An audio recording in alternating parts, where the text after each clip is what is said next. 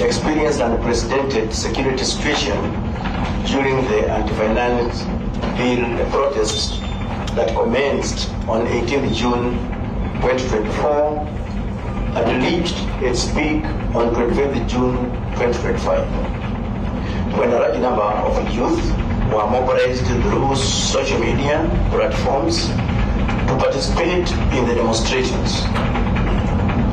While the initial intention of the organizers of the protests was genuine and intended to be peaceful demonstrations, the situation turned violent on the streets, leading to the breach of parliament buildings, the Supreme Court, and the City Hall, amongst others.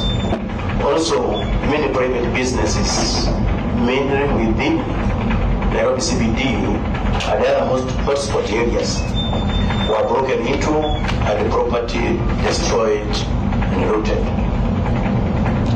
To restore public order and security, the National Police Service officers responded swiftly to disperse the rowdy crowds.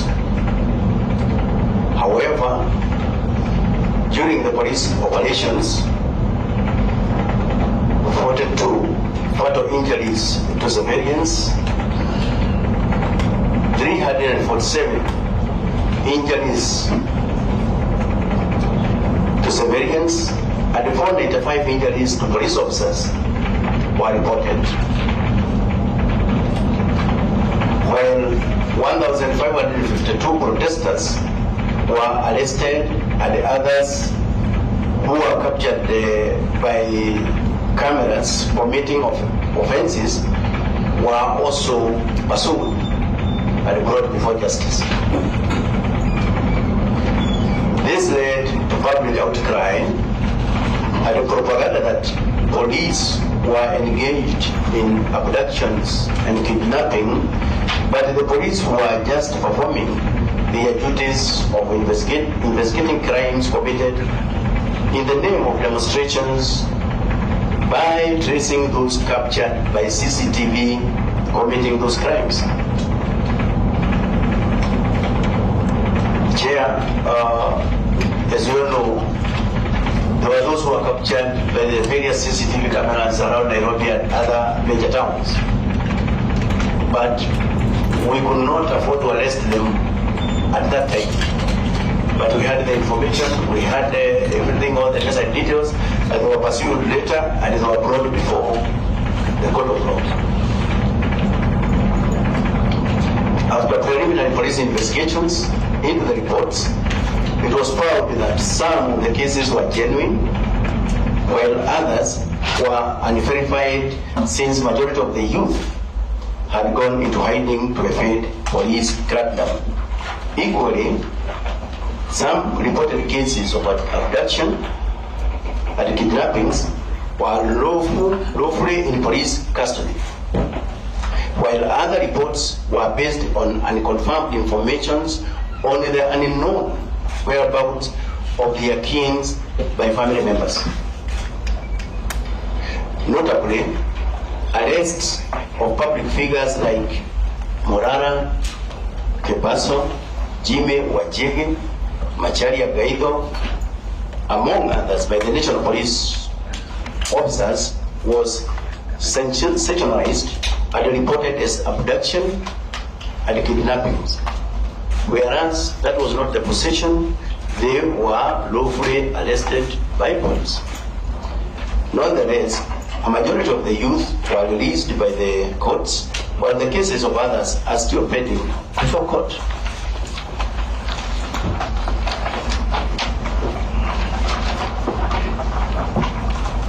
The total number of individuals reported missing due to kidnapping and abductions since June 2024. And previously I made it clear that police don't abduct, police don't kidnap. Police only arrests and we detain in the lawful facilities, that is within police stations. And after that, Investigations are commenced immediately. Those who are found that they meet the threshold of being taken to the court, they are taken to the court. Those who does not meet, they are freed immediately. So that is the procedure. So the issue of kidnapping and abduction is not there in the police. So normal police, the National Police Service has since recorded a total of 57 cases of kidnappings and abductions that were reported countrywide from June 2024 to date, as shown in the table below.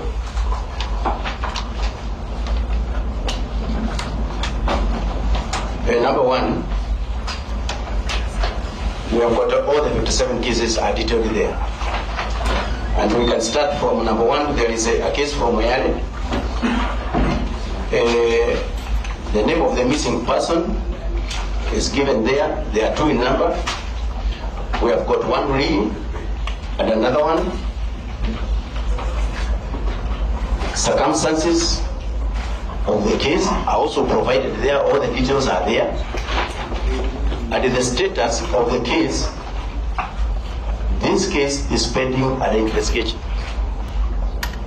Those are the two Chinese who are abducted actually in Moyale, and their whereabouts still remains unknown. So the case is pending under investigation. In Isiolo, we have got 3 cases reported. The names of the suspects who did the kidnapping, not yet known. The circumstances of the case, again, is also provided. We have gone ahead and habeas corpus. A case was filed in Isiolo High Court, and it is still continuing to date. In Taita Taveta, again, we have a report of a missing person. The names of the suspects who are suspected to have committed that crime remains unknown.